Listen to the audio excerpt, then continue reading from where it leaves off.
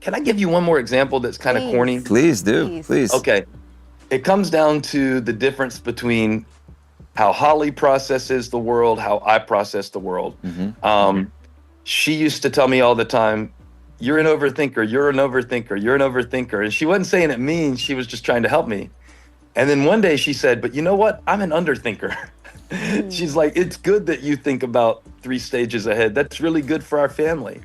And in so many ways in our marriage, you know, we've learned in 22 years of being married, that partnership in our strengths. So I say that to say this. I think I've shown you before in church, I keep a star chart for my workout. Yeah. And I know a lot of my analogies go toward like working out and stuff. That's not because I want to be a fitness influencer. It's just something we can all relate to. Right. And then we can apply it to whatever area of our life. If it's our prayer life, if it's our need to forgive, if it's our need to maybe take more action in a certain area where God is calling us to make a difference. You can make your own application, okay? But in order to keep myself on track, I make a star chart. I have every year for the last 10 years. And when I do a workout, I put the star on the chart, right? Okay, that's me. Well, I looked the other day, and the room that we work out here at the house, just a little room with plenty of weights. I don't need any heavier weights than I have here. And then Holly, I looked at her star chart next to mine.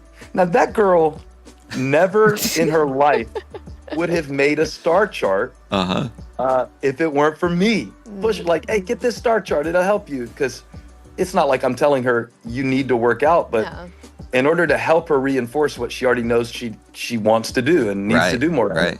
And I looked at our star charts at the end of last year and I saw, and they're pretty full. We're doing good. Well, here's the flip side of that. Me and Holly were going for a walk a couple of years ago, and it was when the leaves were first starting to fall in the autumn, and we kept stepping on leaves, and we would give a rating to each leaf that we were stepping on. I know this is silly, but yeah, and we would judge the crunch of the leaf by how satisfying it felt under our feet. I like it. I like it. And it's cool, right? And we started calling it crunch time. And she'd look at me if we had an hour in the afternoon or something, or maybe before the sun went down, she'd be like, crunch time? That's so cute. And the part of me that's goal-oriented is like, I don't have time for crunch time. I'm a star chart guy. Right. But see, I'm a star chart guy and she's a crunch time girl. And there's nothing like goal-oriented about crunching a leaf under your foot. It's just kind of the dumbest thing in the world. I got so into crunch time, I made hoodies that say crunch time. And so I want you to think about yourself, okay? Enough about us. I'm not trying to necessarily give you a anecdote about my marriage today. As much as I'm trying to say, we tend toward one or the other, right? Yeah. Goal or gift or goal. Holly is very able naturally to receive certain moments as a gift.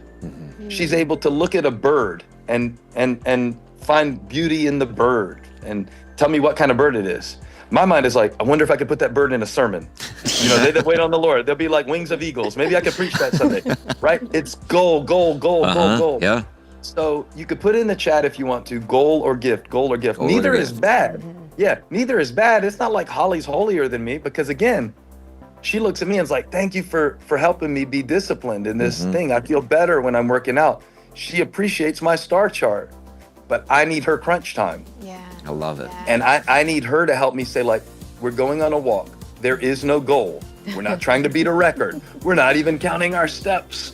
We're not doing any of that. Yeah. And because you know yourself well, you will be able to apply what I'm saying with the Holy Spirit's help. It's like, oh, I need a star chart in this area.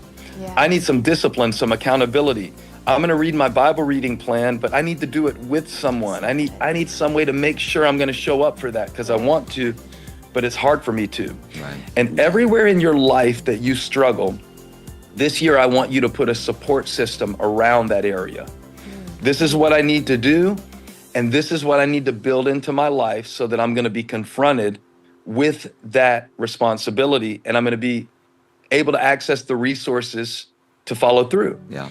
But for those of us who hold a little too tightly to, oh, it's never enough, and oh, I've done this, but I haven't done that, we need some crunch time in our life. We need somebody and some things that remind us that sometimes the sound of a leaf crunching under your foot, that's an amazing moment in your day. That's so good. And I think that we go back and forth in seasons of our life, but maybe thinking about this in these like simple, silly little ways today that I'm giving you will help you get beyond the abstract things that we say. I said in my sermon Sunday, if you didn't get to hear it, presence is the plan. That's right.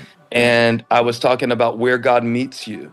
And it doesn't mean that God doesn't want you reaching for a better version of yourself. I think that's a great instinct in you, Chad.